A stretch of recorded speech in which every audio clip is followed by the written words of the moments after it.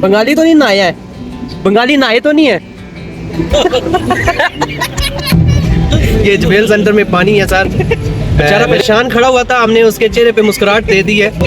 ये बंगाली सब नहाए हैं ना, इसलिए पानी पानी हुआ है। अस्सलाम वालेकुम। ये पानी क्यों है रोड पे?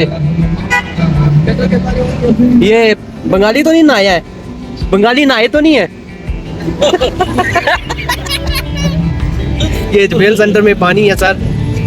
मैंने एक पाकिस्तानी से पूछा है कि ये पानी क्यों है रोड पे। मैंने उससे पूछा है कि बंगाली तो नहीं नहाया है, वो बोलता है ये गटर का पानी है। मैंने पूछा है कि ये बंगाली तो नहीं नहाया इसमें, तो हंसने लग गया, बड़ा खुश हुआ है वो। बेचारा परेशान खड़ा हुआ था, हमने उसके चेहरे पे मुस्कुराहट दे दी है। ये फैसल भाई ने हमें ये मशवरा दिया था, ये और शानी भाई बैठे हुए हैं। ये जुबेल सेंटर में पानी बहुत है ना रोड पे इधर। बंगाली तो सही पहल निकाली, ये बंगाली सब नहाए हैं ना, इसलिए पानी पानी हुआ है। पानी पानी हो गया जी।